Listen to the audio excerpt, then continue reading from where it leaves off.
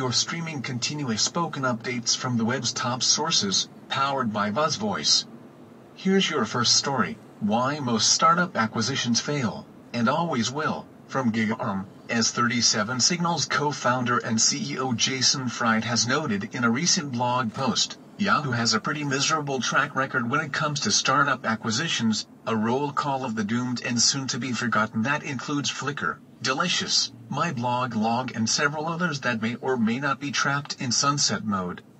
But it's not just Yahoo, of course. Google has also made a series of startup acquisitions that went nowhere, including the purchase of Dodgeball, which languished until founder Dennis Crowley left to create Foursquare, and the acquisition of Blogger, which also withered on the vine for the most part after the company bought it.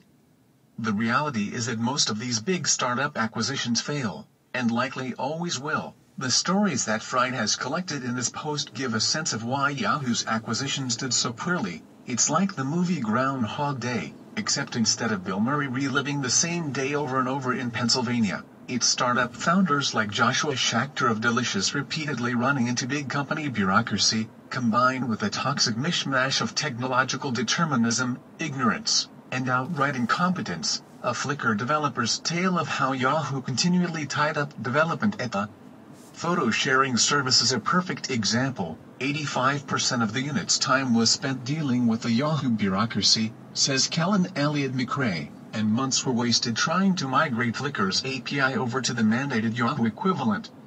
Oh, and Yahoo also starved its new acquisition of resources, which made it impossible to add new features or expand to remain competitive, and as a result, Facebook ate the company's lunch in the photo-sharing market.